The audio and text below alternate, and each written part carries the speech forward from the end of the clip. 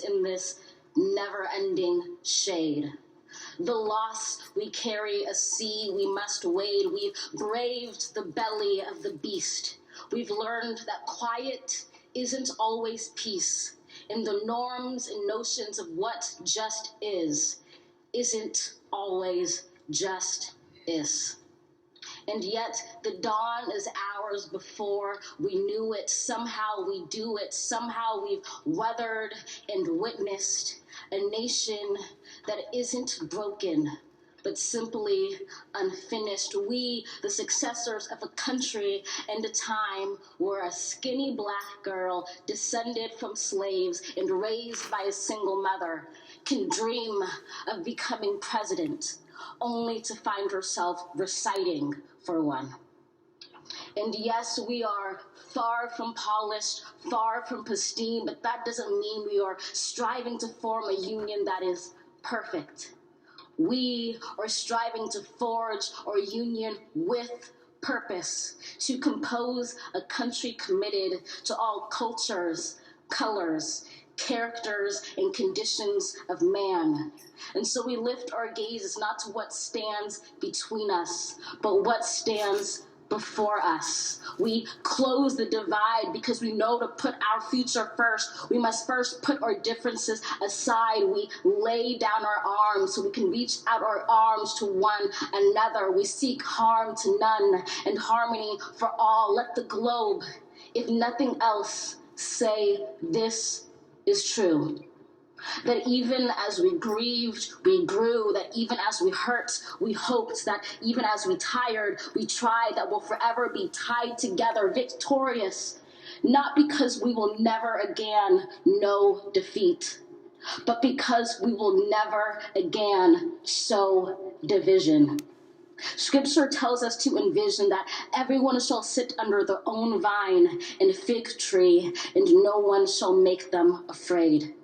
If we're to live up to our own time, then victory won't lie in the blade, but in all the bridges we've made. That is the promised glade, the hill we climb, if only we dare it, because being American is more than a pride we inherit.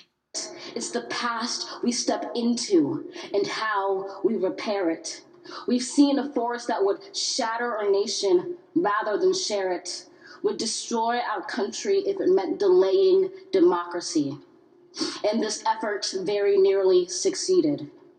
But while democracy can be periodically delayed, it can never be permanently defeated. In this truth, in this faith we trust, for while we have our eyes on the future, history has its eyes on us. This is the era of we feel. In its inception, we did not feel prepared to be the heirs of such a terrifying hour, but within it we found the power to author a new chapter, to offer hope and laughter to ourselves. So, while once we asked, how could we possibly prevail over catastrophe? Now we assert, how could catastrophe possibly prevail over us? We will not march back to what was, but move to what shall be, a country that is bruised but whole, benevolent but bold, fierce and free. We will not be turned around or interrupted by intimidation, because we know our inaction and inertia will be the inheritance of the next generation. Our blunders become their burdens. But one thing is certain: if we merge mercy with might and might with right, then love becomes our legacy and change our children's birthright.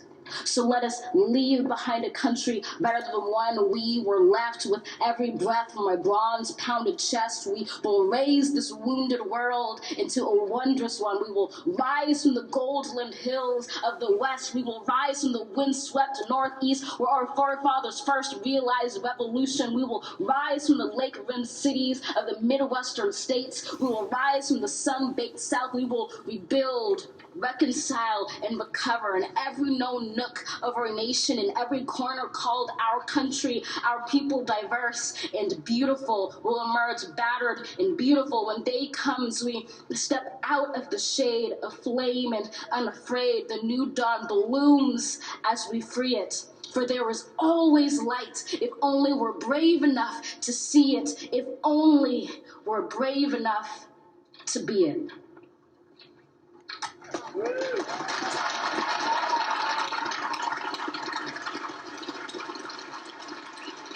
That was 22-year-old poet Amanda Gorman, the first youth poet laureate of Los Angeles in 2014. She wrote this poem and finished it on January 6th as rioters were taking over Capitol Hill. It's called The Hill We Climb, and that was an amazing poem on Inauguration Day.